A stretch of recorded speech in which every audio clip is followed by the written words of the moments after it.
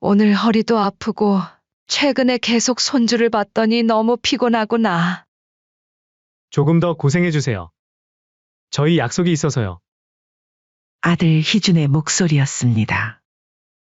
명자 씨는 살짝 눈살을 찌푸렸죠. 무슨 약속이 있는데? 장모님이랑 저녁 먹기로 했어요. 애들 조금만 더 봐주시면 안 될까요? 어디서 먹기로 했는데 그래? 근처 한우집이요. 장모님이 좋아하시는 곳으로 예약했어요. 한우를 먹는다고. 명자 씨는 그 말을 듣는 순간 가슴 한구석이 아려왔습니다. 자신이 손주들을 돌보느라 끼니도 제대로 챙기지 못하는 동안 아들과 며느리는 안사돈과 한우를 먹으러 간다는 사실이 그녀를 서글프게 만들었죠. 미리 말도 안 하고 그렇게 약속부터 덜컥 잡아버리면 어떡하니? 나는 밥도 못 먹고 애들 보고 있다. 생각이 있는 거니 없는 거니? 어머니, 새삼스럽게 왜 그러세요? 금방 먹고 데리러 갈게요. 니들 입만 입이라 이거지? 이번 사연의 주인공은 68세 김명자 씨입니다. 남편과 사별한 지 3년. 그녀는 조용한 아파트에서 홀로 지내며 나름의 일상을 꾸려나가고 있었죠. 가끔 찾아오는 외로움에 익숙해질 무렵 아들 희준이 전화를 걸어왔습니다. 엄마, 우리 집 근처로 이사 오시는 건 어때요? 엄마 혼자 계시는 게 늘 마음에 걸려요. 아들의 목소리에는 진심 어린 걱정이 묻어 있었습니다. 명자 씨는 처음에 망설였죠. 자식들에게 부담이 될까 싶었기 때문이었습니다. 하지만 아들 희준이와 며느리 수진이는 끈질기게 설득했습니다. 엄마, 혼자 계시면 뭐 있으세요? 저희 집 근처면 자주 볼 수도 있고, 애들도 할머니 얼굴 더 자주 볼 수 있잖아요. 그렇게 명자 씨는 아들 집에서 10분 거리의 아파트로 이사를 가게 되었습니다. 처음에는 모든 게 좋았어요. 주말이면 아들 가족이 찾아와 함께 식사를 하고 손주들의 제잘거림으로 집안이 북적였죠. 외롭지 않았습니다. 오히려 활기가 넘쳤죠. 그런데 문제는 그 다음부터였습니다. 어느 날 갑자기 아들 희준의 전화가 왔습니다. 엄마, 오늘 저녁에 중요한 미팅이 생겼어요. 수진이도 늦게 끝날 것 같은데. 혹시 오늘도 애들 좀 봐주실 수 있으세요? 제가 데려다 드릴게요. 급한 일이라 흔쾌히 손주들을 맡아주었습니다. 하지만 이게 한 번으로 끝나지 않았죠. 다음 주에도 그 다음 주에도 비슷한 전화가 걸려왔습니다. 엄마, 오늘도 좀. 죄송한데. 엄마, 진짜 미안한데 오늘도 애들 좀. 처음에는 간간히 부탁하던 것이 어느새 일상이 되어버렸습니다. 명자 씨는 점점 자신이 그저 무료 보모가 되어가는 느낌을 받았죠. 아들 내외는 부탁한다는 말조차 줄이기 시작했습니다. 엄마, 저 지금 애들 데리고 갈게요. 이제는 미리 물어보지도 않고 아이들을 데려다 놓는 일이 잦아졌습니다. 명자 씨는 손주들이 예뻐서 힘들어도 꾹 참았어요. 하지만 삼남매인 손주들을 돌보는 일은 생각보다 쉽지 않았죠. 큰 손주 민서는 초등학교 1학년, 둘째 우진이는 유치원생, 막내 서연이는 이제 겨우 2살이었습니다. 세 아이를 동시에 돌보려니 68세의 몸이 버텨내기 힘들었죠. 아이들 각자의 일정도 달랐습니다. 학교 등하교, 유치원 픽업 그리고 서연이의 수시로 바뀌는 낮잠 시간까지.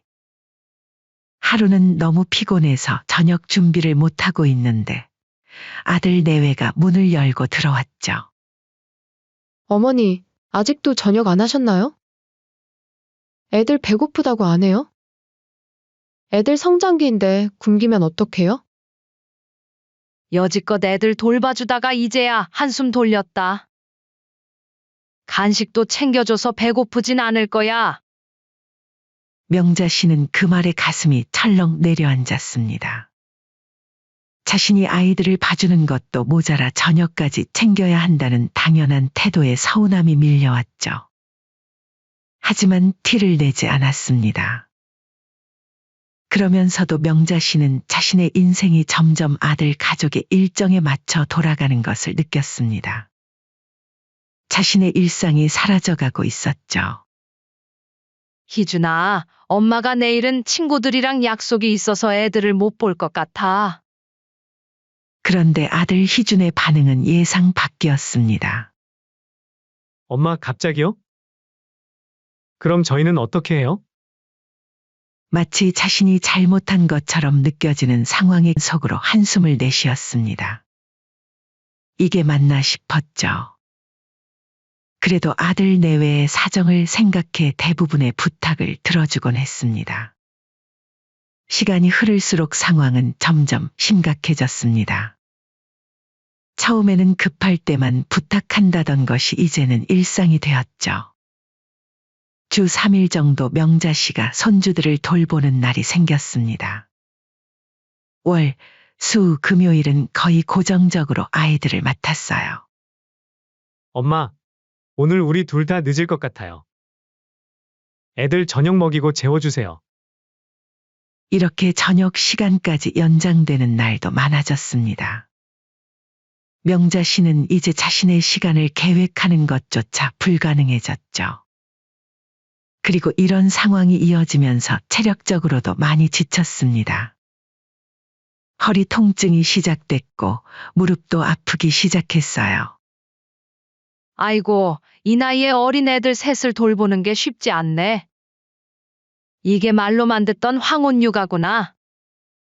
하지만 아들 내외에게 이런 고충을 말해도 돌아오는 답은 뻔했습니다. 어머니만 힘든 게 아니잖아요. 저희 사정도 좀 봐주세요. 어느 주말 오랜만에 친구와 약속을 잡고 기분 좋게 외출 준비를 하고 있을 때였습니다. 현관 벨이 울렸어요.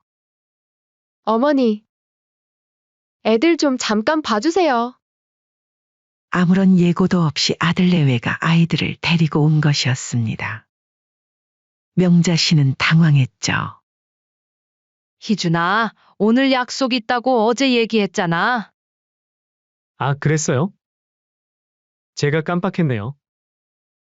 근데 엄마, 오늘 진짜 급해요.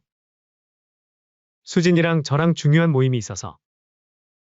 결국 명자 씨는 친구와의 약속을 취소하고 손주들을 돌봤습니다. 이런 일이 반복되면서 자연스레 명자 씨의 친구들도 점점 연락을 줄이게 됐죠.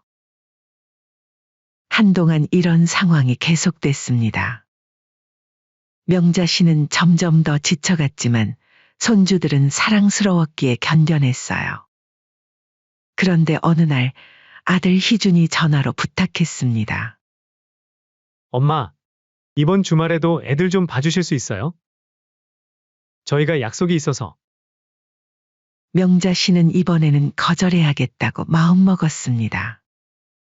몸도 너무 피곤했고 자신을 위한 시간도 필요했죠. 미안하지만 엄마도 이번 주말엔 다른 일이 있어. 다음에 봐줄게. 그러자 희준이 불평했습니다. 엄마, 어디 가세요? 중요한 약속 있으세요? 그래, 중요한 약속이 있어. 나도 내 생활이 있어. 노년에 바람나셨어요? 왜 그렇게 쏘다니세요? 전화를 끊고 나서 명자 씨는 복잡한 감정에 휩싸였습니다. 이대로는 안 된다는 것을 깨달았습니다. 하지만 이런 작은 저항에도 불구하고 명자 씨의 일상은 크게 바뀌지 않았습니다. 여전히 아들 내외는 막무가내로 아무 때나 불쑥 찾아와 손주를 떠넘기고 갔죠. 괜히 자식집 근처로 이사 왔어. 이 녀석들 속셈이 따로 있었구만. 그러던 중 명자 씨가 더 이상 아들 내외의 사정을 안 봐주겠다고 선언한 사건이 벌어졌죠. 그날은 오전부터 손주들을 보고 있었습니다. 큰 손주 민서의 숙제도 봐주고 우진이의 장난감도 정리해주고 서연이의 기저귀도 갈아주며 하루가 어떻게 가는지도 모를 정도로 분주했습니다. 이제 저녁을 준비해야 할 시간, 명자 씨는 허리를 펴며 한숨을 내쉬었죠. 아이고, 이제 저녁 준비해야 하는데. 그때 며느리 수진이에게서 전화가 왔습니다. 어머님, 오늘 저희 좀 늦을 것 같아요. 애들 저녁 먹이고 재워주세요. 매번 반복되는 이런 일들이 익숙할 만한데 그날따라 명자 씨는 특별히 지쳐 있었습니다. 수진아, 나 오늘 좀 몸이 안 좋은데. 빨리 와줄 수 있을까? 잠시 침묵이 흘렀습니다. 그리고 며느리의 약간 짜증 섞인 목소리가 들려왔죠. 어머님, 저희도 일이 있어서 그러는 건데. 어디가 많이 아프세요? 오늘 허리도 아프고 최근에 계속 손주를 봤더니 너무 피곤하구나. 조금 더 고생해주세요. 저희 약속이 있어서요. 아들 희준의 목소리였습니다. 명자 씨는 살짝 눈살을 찌푸렸죠. 무슨 약속이 있는데? 장모님이랑 저녁 먹기로 했어요. 애들 조금만 더 봐주시면 안 될까요?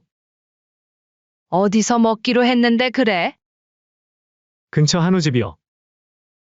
장모님이 좋아하시는 곳으로 예약했어요. 한우를 먹는다고. 명자 씨는 그 말을 듣는 순간 가슴 한구석이 아려왔습니다. 자신이 손주들을 돌보느라 끼니도 제대로 챙기지 못하는 동안 아들과 며느리는 안사돈과 한우를 먹으러 간다는 사실이 그녀를 서글프게 만들었죠. 미리 말도 안 하고 그렇게 약속부터 덜컥 잡아버리면 어떡하니? 나는 밥도 못 먹고 애들 보고 있다. 생각이 있는 거니 없는 거니? 어머니, 새삼스럽게 왜 그러세요? 금방 먹고 데리러 갈게요. 전화를 끊고 명자 씨는 창밖을 멍하니 바라보았습니다. 문득 자신이 지난 6개월 동안 아들 내외와 외식을 한 적이 있었나 생각해 보았죠. 명절에 함께 음식을 해먹은 것 말고는 단 한 번도 없었습니다. 그날 저녁 아들 부부는 늦게 돌아왔습니다. 기분이 좋아 보였죠. 애들 잘 있었어요? 며느리 수진이 물었습니다. 어머님, 애들 저번처럼 굶기지는 않았죠? 명자 씨는 순간 기분이 나빴습니다. 며느리는 감사 인사는커녕 잔소리부터 하려 했죠.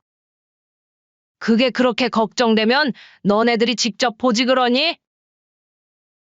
너네들도 일정 맞춰서 애들 보기 힘들어하면서 나한테는 이래라 저래라 잘만 시키는구나. 시키다뇨? 제가 큰 걸 바래요? 애들 굶기지 말라는 건 당연한 거죠? 내가 애들 굶기는 사람처럼 보이니? 저번에 애들 제때 밥 안 먹이셨잖아요. 제가 괜히 그래요? 무슨 소리니? 하루 종일 애들 봐주고 잠깐 쉬고 있었다. 그리고 그게 그렇게 걱정되면 너네들이 일찍 오면 되잖니? 어머니도 그냥 알았다고 하면 될 일이지. 왜 이렇게 말을 질질 끄세요? 그게 무슨 말버릇이니? 그리고 너네들은 안사돈이랑 한우 먹고 오고? 하루 종일 손주 봐주느라 내가 굶는 건 신경도 안 쓰는구나? 니들 입만 입이라 이거지? 며느리와의 대화가 과열되려 하자 중간에 아들이 끼어들었습니다. 엄마, 진정하세요. 수진아, 너도 진정해. 수진이 옆에서 끼어들었습니다. 어머님, 방금은 너무 심하셨어요. 저희가 어머님한테 뭘 잘못했다고 그렇게 얼굴을 붉히세요. 명자 씨는 순간 어이가 없었습니다. 자신이 그동안 얼마나 참아왔는지 그리고 얼마나 서운했는지를 전혀 모르는 것 같았거든요. 희준아, 너는 장모님에게는 그렇게 잘해주면서 나한테는 그렇게 소홀히 하는 거니? 아들 희준이 당황한 얼굴로 말했습니다. 엄마, 그게 아니라 우리가 엄마를 소홀히 한 건 아니잖아요. 소홀히 안 했다고? 그럼 나한테 외식 한번 가자고 한 적이 있어? 안사돈하고는 일주일에 몇 번씩 외식하면서 나한테는 한 번도 그런 적 없잖아. 엄마는 외식 안 좋아하시는 줄 알았죠. 장모님하고 외식하고 오게 나한테 손주를 맡기는 게 말이나 되니? 그동안 당연한 줄 알았지. 전혀 아니다. 갑작스러운 폭발에 아들 내외는 말문이 막혔습니다. 거실에서 놀던 아이들까지 조용해졌죠. 어머님, 저희가 어머님을 소홀히 한 건 아니에요. 그냥 어머님은 항상 애들 보느라 바쁘시니까. 내가 왜 바빠? 너희가 자꾸 애들 맡기니까 바쁜 거지. 그리고 바쁘다고 밥 한 끼 못 사주냐? 난 그냥 무료 보모야. 무료 가정부야. 명자 씨의 말에 며느리 수진의 얼굴이 굳었습니다. 어머님이 그렇게 생각하셨다니 정말 서운하네요. 저희가 어머님한테 얼마나 감사하게 생각하는데. 감사? 어떻게 감사한데? 애들 맡기고 심지어 내 생일도 제대로 안 챙기면서 감사하다고. 아들 희준이 당황한 얼굴로 말했습니다. 엄마, 저번에 생일 선물 드렸잖아요. 뭘 줬는데? 애들이 그린 그림이랑 케이크 사진? 그게 선물이야? 명자 씨는 이제 참을 수 없었습니다. 자신이 얼마나 무시당하고 있는지를 깨달은 순간이었죠. 난 여태껏 너희를 도와주려고 애썼어. 하지만 이건 아니야. 내가 무슨 너희 필요할 때 마음대로 부려먹고 일 시키는 사람이니? 어머님, 말씀 심하시네요. 그리고 어머님도 손주들 보는 거 좋아하시잖아요. 좋아하는 것과 이용당하는 건 다른 거야. 내가 손주들 안 좋아하는 거 아니야. 하지만 너희가 나를 대하는 방식이 문제라고. 명자 씨는 숨을 고르며 계속했습니다. 나도 이제 내 인생이 있어. 평생을 내 인생 없이 살다가 벌써 68세야. 이제 좀 쉬고 싶고 내 시간도 갖고 싶어. 젊은 너희들도 그렇게 너희만의 시간을 가지고 싶어 하면서 어떻게 늙은 부모 생각 한 번을 안 할 수가 있니? 앞으로는 적당히 거리를 두며 살자. 나도 더 이상은 손주 못 봐주겠다. 내 인생 살 거야. 아들이 난처한 표정으로 말했습니다. 엄마, 우리가 미안해요. 그런데 이렇게 갑자기 애들 안 봐주시겠다고 하시면 저희는 정말 곤란해요. 아시잖아요? 명자 씨는 그 말을 듣자 웃음이 나왔습니다. 통쾌한 웃음이었죠. 왜 곤란한 거니? 너희가 부모잖아. 내가 왜 너희 애들을 봐줘야 하는데? 봐주면 고마운 거지 당연한 게 아니잖니? 그 말에 며느리의 얼굴이 확 붉어졌습니다. 어머님, 어떻게 그런 말씀을 하세요? 아무리 그래도 손자들인데. 내 손주이기 이전에 너희 자식 아니니? 너희들도 제대로 못 보는 걸 왜 나한테 떠넘기니? 명자 씨는 목소리를 더 높였습니다. 이제 더 이상 참을 필요가 없다고 느꼈기 때문이었죠. 너희는 나한테 빨래도 시키고 청소도 시키고 손주 맡기면서 어느 순간부터는 고맙다는 말 제대로 한 적 없어. 그냥 당연한 줄 알았지? 앞으로는 당연한 게 아니게 될 거다. 명자 씨의 단호한 태도에 희준과 수지는 서로 눈치를 보았습니다. 이렇게까지 강경하게 나올 줄은 몰랐던 모양이었죠. 어머니, 나중에 후회하실 거예요. 며느리의 말에 명자 씨는 차갑게 웃었습니다. 아니, 후회는 누가 하게 될지 두고 보자. 엄마, 정말 저희가 정말 엄마를 무시했다고 생각하세요? 저희는 항상 감사하게 생각했는데, 명자 씨는 한숨을 내쉬었습니다. 아들아, 나도 너희가 고맙다고 생각한다는 건 알아. 하지만 고맙다는 말보다 행동으로 보여줬으면 좋겠어. 너희 장모님에게는 그렇게 잘하면서 나한테는 왜 그런 대접을 못해? 명자 씨의 말에 아들 내외는 더 이상 할 말을 잃었습니다. 자, 이제 애들 데리고 가거라. 나도 이제 내 시간이 필요해. 희준이 당황한 얼굴로 말했습니다. 엄마, 오늘은 어떻게 해요? 저희가 장모님과 약속이. 취소하던지 너네가 알아서 하거라. 아니면 너네 장모님 모시고 와서 같이 보던지. 명자 씨는 당당하게 말했습니다. 처음으로 자신의 감정을 솔직하게 표현하니 속이 시원했죠. 이게 다 너네들이 자초한 거다. 그 말에 며느리가 아들 희준의 팔을 잡아 끌었습니다. 됐어요. 가요. 어머님이 그렇게 생각하신다면 우리도 어쩔 수 없죠. 그들이 아이들을 데리고 나가는 모습을 보며 명자 씨는 가슴이 뛰었습니다. 미안한 마음도 있었지만 그보다 더 큰 해방감이 느껴졌죠. 드디어 자신의 감정을 솔직하게 표현했고 자신의 가치를 지켜냈다는 기쁨이 밀려왔습니다. 문이 닫히고 명자 씨는 오랜만에 고요한 집 안에서 깊은 숨을 들이마셨습니다. 이제 더 이상 자신을 희생하지 않기로 한 것이었습니다. 그 후로 며칠 동안 아들 내외에게서 연락이 없었습니다. 명자 씨는 오히려 홀가분했죠. 드디어 자신만의 시간을 가질 수 있게 된 것이었으니까요. 아침에 눈을 뜨면 더 이상 오늘은 아이들을 봐야 하나라는 부담감이 없었죠. 일주일 후 아들 희준에게서 전화가 왔습니다. 엄마, 애들 정말 안 봐주실 거예요? 명자 씨는 단호하게 대답했습니다.